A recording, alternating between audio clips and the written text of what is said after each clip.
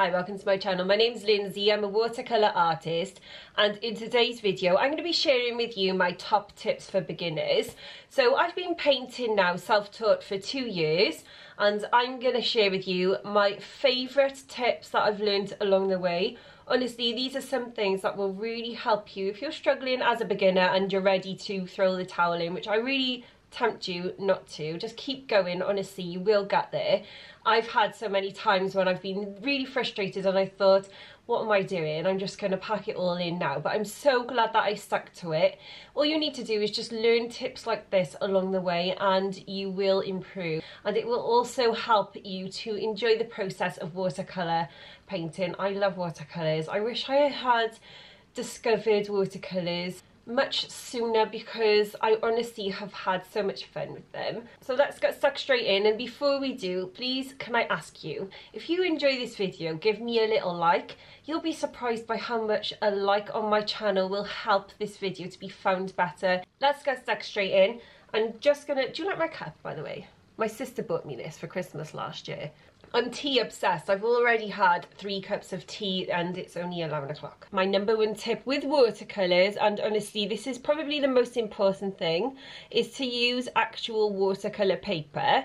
So you probably already know this, but some people might think that you can just use regular paper, like cartridge paper or drawing paper for watercolours, and you just can't, because if you add water to those papers, they're just either going to rip, they're going to buckle, the water's going to seep through them and just turn them into shreds basically, and it's just not going to work very well for you. So you do really need to purchase actual watercolour paper.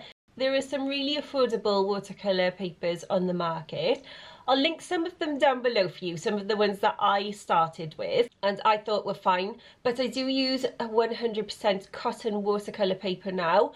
I much prefer it because I was finding myself becoming really frustrated. I was following a lot of online tutorials and I just wasn't seeing the results with the paper that I was using, the same results as the tutor or the YouTuber that I was watching. So I know that cotton paper can be more expensive, and that's what put me off in the first place. But honestly, you will find yourself probably wasting less paper because you're seeing results faster. You'll also probably find yourself improving as well, and you'll find yourself becoming more motivated because the watercolour works so well on that paper. If you're thinking about upgrading any of your art supplies, I would choose the paper first.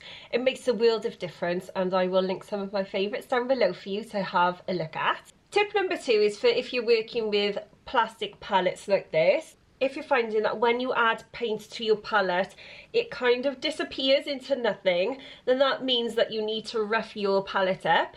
And I did this with a glue stick. So I just used a simple Pritt stick. I rubbed the Pritt stick all over my palette, let it dry completely, and then I washed it off, and honestly it works so well. You can also use a bit of sandpaper, and I've heard that toothpaste works well as well. So if you add the toothpaste, allow the toothpaste to dry, rub it off, and then you can wash the palette off then, and it just roughs up that palette so that the paint just stays where it's put. When you put it down, it doesn't bead all together. I haven't used the toothpaste method or the sandpaper method, but I know other people that have, and it's worked really well for them. So that's a little tip for you, go and try it. Also, if you want to know where this palette came from, I'll link it for you. Gosh, I literally just choked on my tea, so my tea went down the wrong way, and now I've got something stuck on my chest, so I'm gonna constantly sound like I got a frog in my throat, so I do apologise. Tip number 3 is to make swatches of your watercolour paint. Watercolour can look completely different in a tube or in a pan set to how it looks on paper. Excuse the peg. So I would definitely recommend making a swatch of your paints so you know what it's going to look like on your paper. Also, you can write down the names of that paint so you know which colour to pick up in your palette. I can't tell you how many times I've gone to pick up Payne's Grey and actually picked up Indigo by accident because they're right next to each other. So those dark colours like the blacks, the grey, the Payne's Grey and the Indigo and even the sepia all look completely the same to me. So I would definitely recommend doing a little colour chart like this. So this one is from my ceramic palette that I've got from my tube paints, and all I did was I made this and then laminated it. I wrote on with a black fine liner the names of the paints so I know which paint is in which well. I also made this one, and this is for my 45 pan set. I'll link this set down below for you because this is what I started painting with, and honestly I still use it now. I've had this set for about 18 months and it's still going strong. I love it. So what I did is I did a little colour chart. I did swatches of my colours exactly how they were in the pan. I wrote the names underneath the colours of that paint. So for instance, I've got lemon yellow in number 1 and I've wrote lemon yellow in number 1. If I'm looking for a certain colour to pop down onto my painting, I can quickly look at this and think, oh, I really like that blue, and then choose that paint from my palette. So it's so useful to see what that paint looks like on the paper. I'm so sorry about my chest. I've also just got over COVID, so that doesn't help me choking on my cup of tea. I would definitely recommend as well making a little colour wheel. I'll link the video that I've made down below for you on how to make a colour wheel. They are so useful and I use this all the time when I'm painting. If you want to learn more about watercolours, I do lots of tips and technique videos on this channel. I also do real-time step-by-step tutorials. I'm interested in painting animals and flowers, and the most of the time I will paint animals. So if you're into all that, then subscribe and you won't miss any future videos from me. Something that I wish I'd known a long time ago is you don't have to finish a painting all in one sitting. You don't have to finish it in the same day even. So I do this a lot with my paintings now. I might paint one layer, leave it to dry, and then I'll go off and do something. I might come back numerous times during that day. I might come back and just paint in the eye and leave it. Sometimes I find that if I'm sat there for hours, I can get very tired, a little bit bored, it can become tedious. If you're painting something that has lots of detail, for instance, popping in loads of feathers or lots of flower petals or whatever it is, or doing lots of layers on a painting, it can become quite tedious. It can also make your hand really tired. So it's good to give yourself a rest in between. I also find that I allow the layers to dry completely by going away and coming back to a painting. Also, if you start painting and you get to that ugly stage, as most paintings do, believe me, every single painting that I do has that ugly stage, and you really just want to get that painting and throw it in the bin, please just don't do that. Come back to it the next day with fresh eyes. And I've done this so many times. I'll leave that painting for a couple of hours or come to it the next day, and then I will work on it some more. And it's almost as if you come back to that painting with new eyes and you can see it in a different light. You can also come back to that painting with more energy and more motivation as well to get that painting finished. So some of these paintings actually take me 3 or 4 days. I might start a painting and then come back to it a couple of weeks later if I'm finding it very frustrating. Something that I wish I'd known a long time ago is you don't have to be at the level that the artist that you're following is at the moment. Just think that that artist that you're watching, he might have thousands of views, thousands of followers, they might be selling their paintings, but just think that they started exactly where you are now. It has probably taken them years and years to build up the skills that they have now. So don't expect to be at the same level as them, because artists are constantly improving. So with lots of practice and learning, you might actually get to that level that that artist is at, but then that artist is going to be improved a little bit more. So artists always improve, so you're never going to be at the same level as the artist that you are following. And I would just never compare yourself to other artists. Obviously take inspiration from them and learn from them, but try not to copy their style. You'll come up with your own style anyway, as I have, and honestly I found that quite difficult, putting pressure on myself to come up with my own style, but it's just happened. And at the moment I do have a bit of a style, I think. But that has just happened from following certain artists, learning from certain artists.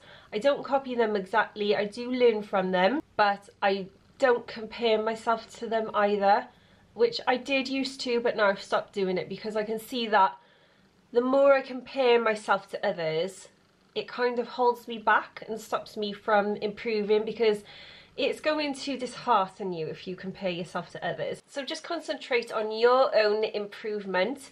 You will honestly find yourself improving the more you have faith in yourself. What I would suggest is keeping old paintings that you've done. So don't throw any paintings out. You can always come back to those previous paintings and see how far you have come, and it will continue to give you motivation and confidence. Do you know how to activate your paint properly using water? Some people use a spray bottle, so you can find these cheap spray bottles in places like supermarkets or garden centres.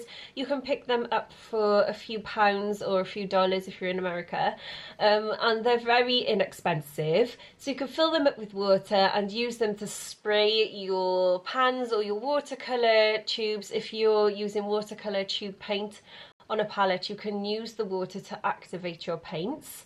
Also, you can just use your paint on your paintbrush. So if you add a little bit of paint, a little bit of water, sorry, to your paints, then that activates the paint and gets that paint working. I also wish I'd known about artboards, because it would have made my life so much easier. Honestly, since I started using an artboard, it has saved so much time and energy, because I will show you now what I do. So I've got a painting on the go, and this is actually a painting tutorial by Louise Damasio. I'll link her channel down below for you. I follow her tutorials because I learn from her. I've learned so much. And what I do is I tape my paintings onto the board like this, and it keeps my painting nice and flat. It stops my table from becoming ruined with paint. It also means that I can take this around with me if I want to. So for instance, if I wanted to go and work downstairs, I could, because I've got a little table downstairs. I can also swap and change paintings depending on what I'm working on.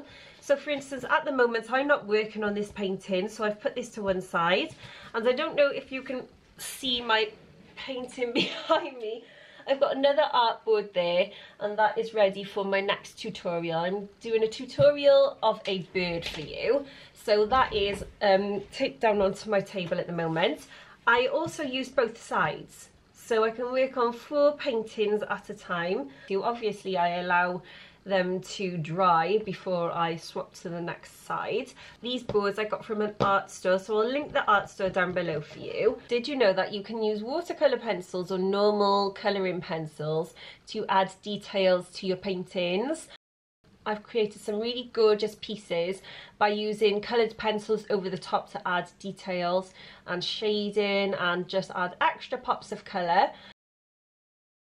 Pencils are really good for if you want to darken up an area. Sometimes you might not be able to get watercolour as dark as you would like it to. So by using a dark watercolour pencil or a normal colouring pencil over the top, you can get a darker result. They're also great for fine details like animal hair, because you can sharpen that pencil nice and sharp and have a really nice fine point. If you're not confident with using a paintbrush and adding fine details with a paintbrush, you can always use a pencil. I do use pencils on my watercolours sometimes. A lot of the time I don't, because I am quite good with fine detailing with a paintbrush. I've got quite a steady hand. But you can get some really gorgeous effects, and also you might not be able to get the colours that you require with watercolours. You might find that some of the pencils that you find on the market are the colours that you need. I'll link the pencils that I've got down below for you. I've got a few different sets, so that there's no right way to be an artist. Art is a form of expression, and that is why so many artists work in so many different ways. Artists have different styles with paintings. They might choose their favourite colours when they paint, and they might only paint in certain colours because they're the colours that they like. And It is a form of expression, so there's no right or wrong way to be an artist. Some art on the market you might think, well, a child could do that, but then somebody might actually go and pay hundreds of pounds for that painting because they really like it. So you're not going to please everybody. There's always going to be somebody that likes your art, and there might be people that don't, but that is completely fine. You don't need an art degree or have to go to college for years on end to learn art. I am a self-taught artist. I know so many people who are, and with the amount of online tutorials around at the moment on the internet, you can learn so many skills just from going online. You can also go to the library and learn from books. You can ask artists yourself and learn from them. You can watch videos. There's so many resources that you can use. You don't have to carry a sketchbook around and sketch from it every day. I certainly have never done that, although sketching and drawing a lot is definitely going to improve your techniques. You don't have to have an easel and paint outdoors. Just do whatever feels comfortable for you. I do have an easel. It's in the attic at the moment. I bought it and never ever used it. I started with an acrylic paint set. Decided that I might get into acrylic painting. Did a few acrylic paintings and really enjoyed it. Tried out my watercolour paints once and honestly got hooked and never look back. So I've just loved watercolours so much. It is what feels calming and natural and fun to me. So it's natural to try out a lot of mediums before you actually find the medium that is good for you. So if you feel like using your colouring pencils on a wooden board sat in the bath, just do it. No one's going to know. No one's going to know unless you actually video yourself or tell them. So just do whatever feels natural. Do whatever you find fun. Don't worry about the finished product. I know it's quite hard to think, well, I want this to turn out a certain way, but if you just concentrate on enjoying the process of creating, you will just enjoy it so much more. And sometimes I don't even worry about the finished result. If my painting doesn't turn out the way that I expected, that's fine. I'll either keep it and work on it a little bit more until I'm happy with it, or I'll get rid of it. It's no big deal. Don't think that you've wasted 2 hours or so painting this painting and that is your time wasted. Actually, it's not, because you've learned something. You might have learned mistakes along the way. You've probably learned how to apply that medium to that paper, and you've definitely got the practice in, which is always good. So keep going. I hope you enjoyed this video. Thank you so much for watching today. Have a lovely rest of your day, happy painting, and I'll see you in my next video. Bye.